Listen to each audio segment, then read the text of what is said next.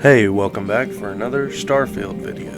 In my last video, we went over ship customization and broke down what we saw at the Bethesda Xbox showcase.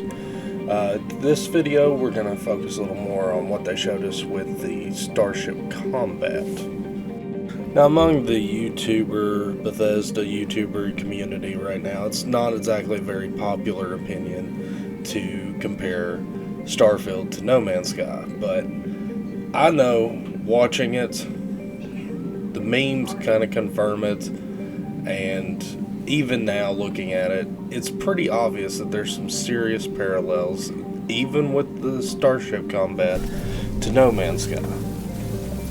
Now, I've been streaming No Man's Sky a lot lately and playing through the most recent expedition, so that's why immediately when I watched it, No Man's Sky came to mind. But I have to admit, paying a little more attention, there is another game that actually compares a little better, I believe, and that's probably Elite Dangerous. The reason why Elite Dangerous is a better comparison is if you notice in the Starfield video, it looks like your targeting reticle inside your field of view is moving around in a targeting kind of way.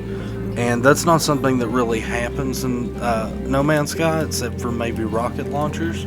But for the most part in No Man's Sky, your targeting reticle is always in the center, so that your aiming is actually more about your starship's movements.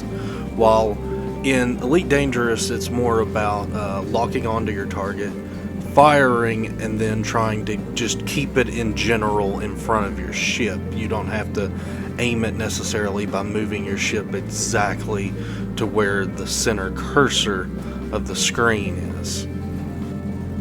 So in general, the Starfield ship controls in general just feel like it's going to have a lot of weight to it, and weight's going to be a big mechanic in the game from what we can tell about ship customization. Different parts, as I mentioned in the last video, add and lower your overall mass, and that's probably going to affect your controls.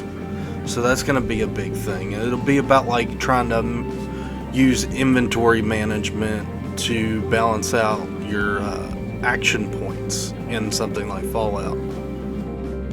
The most apt comparison I can think of is you think of a game like Mafia or LA Noire, where when you're driving the vehicle, it has a lot more weight to it.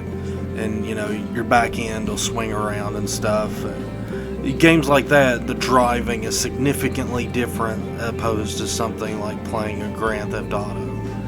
And I'd imagine that's probably what we're going to see with Starfield. I think that's, you know, you compare it to No Man's Sky, the Starship in No Man's Sky doesn't have as much weight. You know, you got a lot more maneuverability, of course, depending on which class of starship you're flying. But I feel like it's going to be very different than something like No Man's Sky. It's probably going to be closer to something like Elite Dangerous, where you're more reliant on targeting. Maybe they did mention that it might be similar to something like FTL, where you can target specific systems. And that'll be interesting. I can't imagine it's going to be as focused on it as FTL, but like maybe you could take out a ship's engines and then, you know, it's just stranded. I believe it was mentioned something about being able to board a ship even, like FTL does, and that would be crazy. I don't know if that's going to be a thing. Maybe there'll be like larger ships, but it would be really cool because like No Man's Sky does have a thing where you can like find crashed ships and salvage them or repair them for yourself.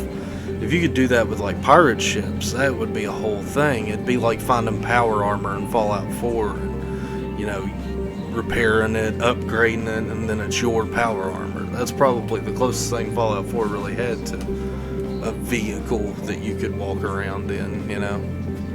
So I went back and watched the IGN interview with Todd Howard going over a lot of this stuff, and he did show that you can dock with other ships and board them, so that's going to be crazy. I can't wait to see that.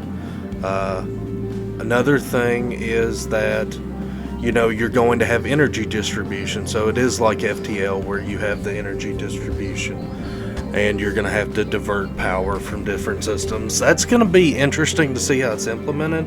Hopefully it's a little more of a, especially for console players, it's a little more of a simplistic process. That way you're not micromanaging a lot of different systems while you're trying to fly the ship. But yeah, that's about it. That's all we got for today. Hopefully we'll find out something new about the release date. Until that comes, we have things like No Man's Sky and Elite Dangerous to play to kind of get us ready. Maybe even some FTL to practice our energy management systems. But thank you for watching.